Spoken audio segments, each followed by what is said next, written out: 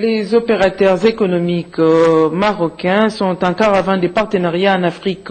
Kinshasa constitue la deuxième étape de leur visite dans les continents. Ils sont venus investir dans plusieurs secteurs de l'économie nationale. Cet après-midi, le ministre marocain de l'Industrie qui conduit cette délégation a eu des échanges avec le Premier ministre Augustin Matata Ponyo, nous dit Guy Matundu.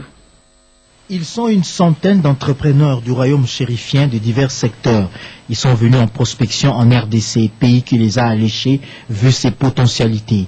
Après l'entrevue avec le Premier ministre Matata Ponyo, le ministre marocain de l'Industrie reconnaît le travail de titan abattu par le gouvernement congolais. Je pense honnêtement que le travail qui est en train de se faire est un travail très pointu parce que la RDC est en train de prendre une dynamique pour une croissance à haute valeur ajoutée. Et je crois que nous sommes tous d'accord sur l'importance pour le continent africain qu'il y ait finalement cette valeur ajoutée. Le gouvernement congolais offre à ce jour beaucoup d'opportunités pour des investissements étrangers. Nous avons une stabilité macroéconomique en tout cas exceptionnelle, c'est même de l'avis du Fonds monétaire international.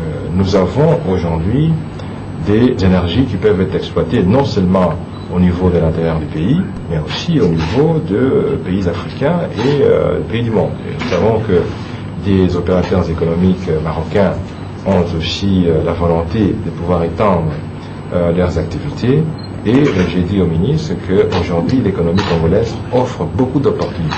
Les deux parties plaident pour un partenariat gagnant-gagnant et une coopération sud-sud constructive. Et puis c'est communiqué avant de poursuivre ces journaux. Monsieur l'abbé Apollinaire Moolongo Malumalu, président de la Commission électorale nationale indépendante, informe le membre de la CENI de bien vouloir prendre part à la séance inaugurale de la CENI qui aura lieu demain jeudi 27 juin 2013 à 16h au Salon Congo du Grand Hôtel Kinshasa, conformément à l'article 23 de la loi numéro 10/013 du 28 septembre 2010 portant organisation et fonctionnement de la CENI tel que modifié et complété à ces jours. La caravane des partenariats économiques a pris fin à Kinshasa. Au terme de ces travaux, les opérateurs économiques ont apposé leur signature pour les renforcements du volume d'échanges commerciaux entre le Maroc et la République démocratique du Congo. Séverine Katanda, Joël Lungenza et Blaise Dombele. La RDC et le Maroc ont une longue tradition de coopération bilatérale. Les deux pays sont liés par une multitude d'accords depuis 1960 qui malheureusement ne se sont traduits dans les échanges commerciaux. Le volume d'échange entre la RDC et le Maroc est aujourd'hui à hauteur de 27 millions de dollars l'an.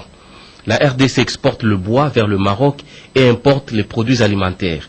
Un volume d'échange très faible pour diverses raisons. La RDC, avec autant de réformes entamées, notamment dans les secteurs douaniers et de l'assainissement du climat des affaires, présente beaucoup d'opportunités d'affaires. Les mines, l'énergie, la forêt et autres potentialités séduisent les investisseurs marocains. Le ministre des Transports, Justin Kalumba Mwanangongo, a demandé aux investisseurs marocains de faire vite. Il y a de l'espace pour tout le monde. Pour le ministre marocain de l'Industrie, Abdelkader Amara, le royaume chérifien souhaite la révision de certains accords pour les rendre viables. Cette caravane des partenariats économiques a permis aux deux pays de signer un accord de coopération. La RDC représentée par Mike Tambwe, président de la Chambre de commerce, et le Maroc par la directrice générale de Maroc Export.